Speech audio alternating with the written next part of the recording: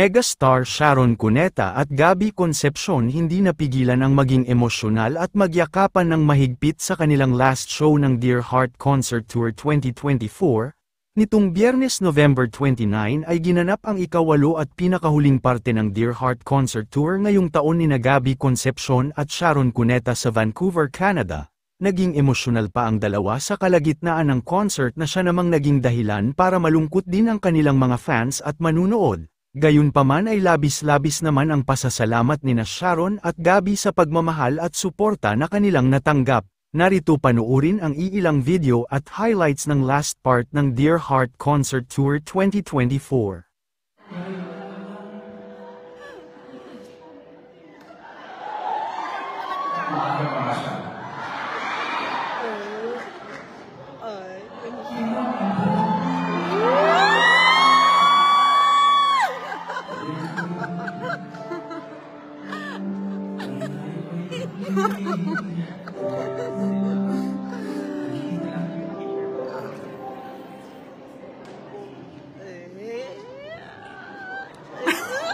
Kaigat ni Banjo.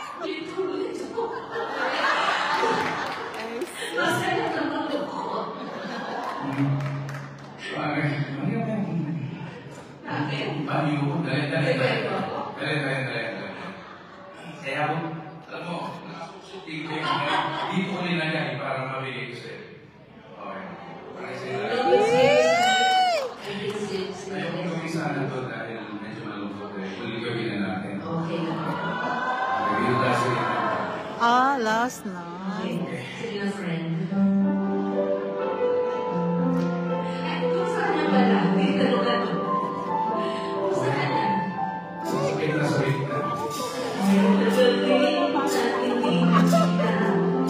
Ako'y nasasawit na sa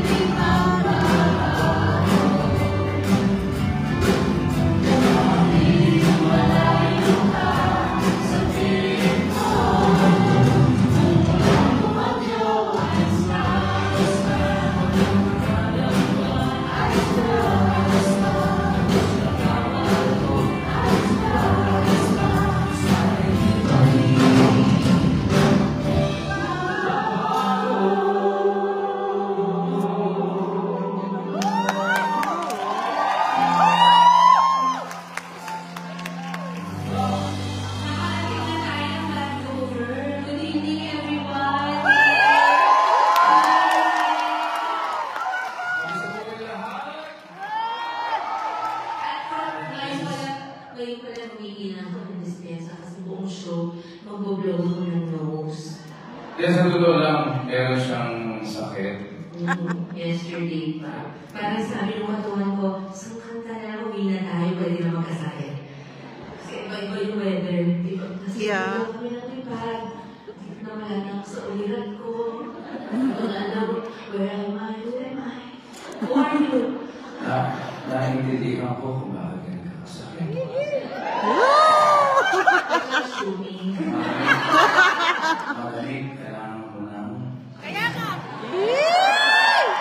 Malamig sa gas, diba? Oo, pero okay na dito, hindi na malamig. Kaya iwanag naman dito, pero kung pakain mo nila. Miso. Kailangan natin pakain. Para pareho natin bubuksan. So, pareho natin. Ano? Papatay natin para bubuksan natin. Siyempre, pareho tayo magiging on natin. Okay. Nalilito ka. On. Kami on. On. Ayaw mo mag-on. Ibang style na nakita ko yun. Alam mo ba yung dad jokes?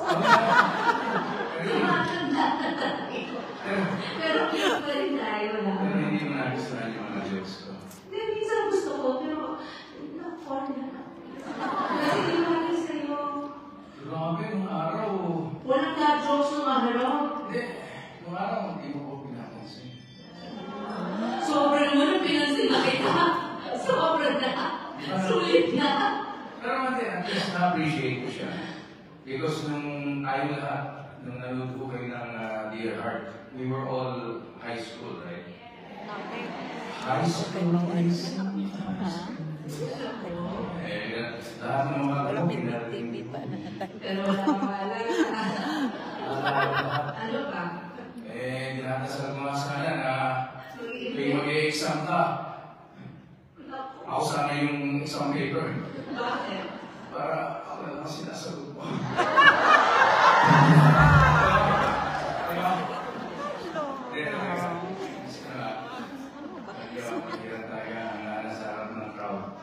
Dahil hindi ko magawa yung gusto kong gawin.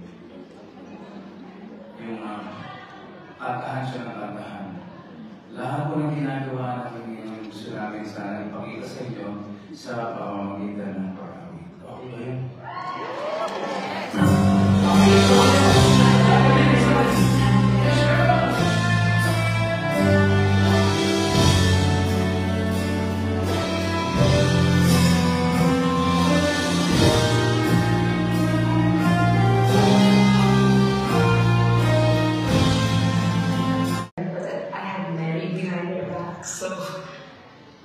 So I was happy though. I was happy because I felt, oh my God, we're gonna have a baby together. And my God, this is my love. You know, my husband and I are gonna have a baby.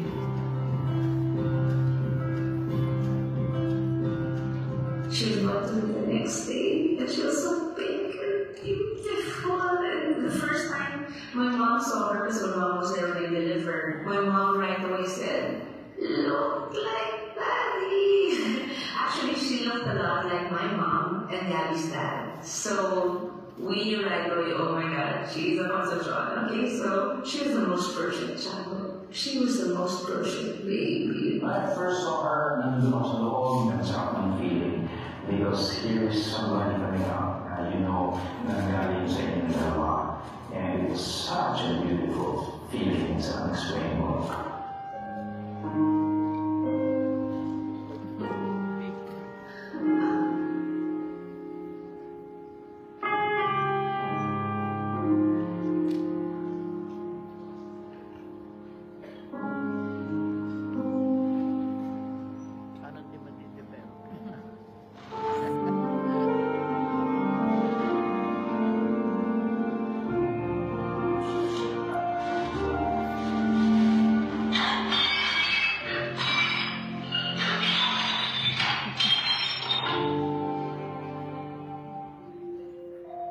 Fairy tales are make-believe. And the reality of the ending of the relationship for our prince and princess was not a happy one.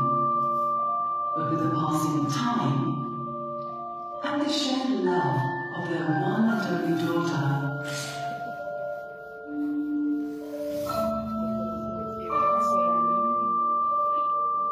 After 43 years, here they are, together again, free.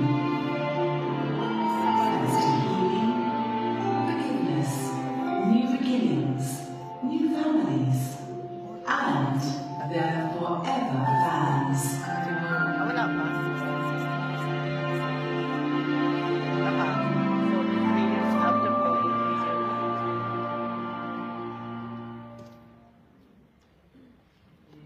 Ang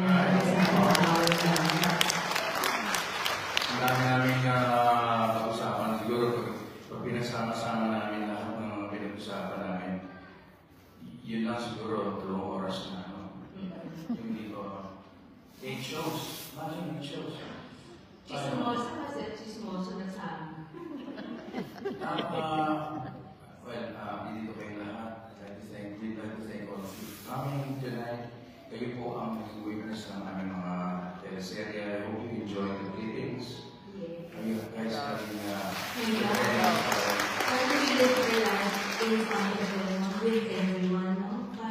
you know what's funny is every time this is the last show, but every time we would watch the clippings na to.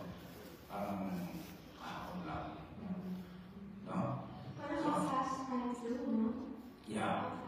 Just happened. You know, it's not only us na nagkasama doon. In fact, kasama natin sila. Yes, all of us. Now we're together tonight for the first time in 4 decades. Because you know, you followed our careers whether together or separately, and we are so, so thankful to all of you for that. Thank you for not stopping and loving us and supporting us both. And this song is not just for the two of us, but I think kasama rin lahat dito. We used to be one. Yeah, we know. Kasama na lahat. Up to now, we're here. Yeah, and I'd like to do this for you, for All you. of us.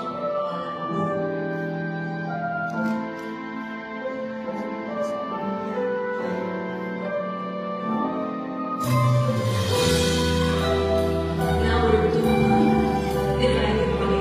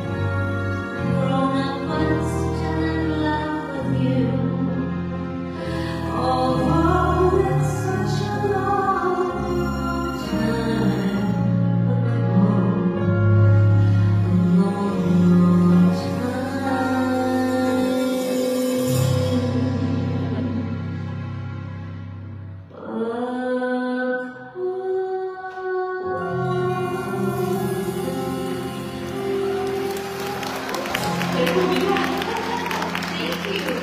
And ladies and gentlemen, after singing that for you and for you, I will leave you with my work husband, and he will entertain you on his own.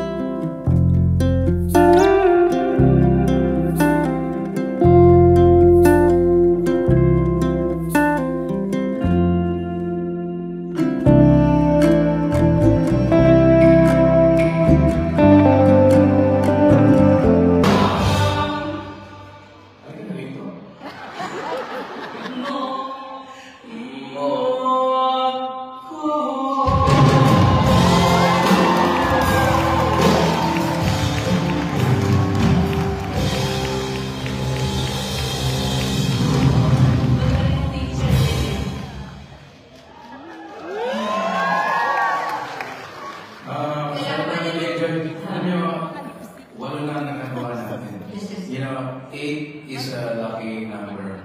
That's how I sign my S. Yeah, 8. I didn't know that until after. Actually, that's why 8 ang songs natin because yes, 8 yun eh. 8 yung shows. Wala mo kung Yes. Exactly. But I hope you guys enjoyed the show tonight. And nag-enjoy ka ba? Oo naman. Nainis na ako dahil last show na. Dapat wala akong sakit, di ba? Hirap huminga. Pero okay ba? Thank you. You're so kind. It's hard, guys. It's hard to sing like you. Oh, I love you, Pops. Thank you so much. Thank you. I'll do my very best. I already asked God to take away my voice at 1 a.m. Or 12 midnight. Okay na. Tapusin na natin itong maganda. Actually, we were planning sana like after this show, we can do another few shows next year. No? Yeah. Ready? Okay. Yeah, we were really thinking about doing another show, another show next year.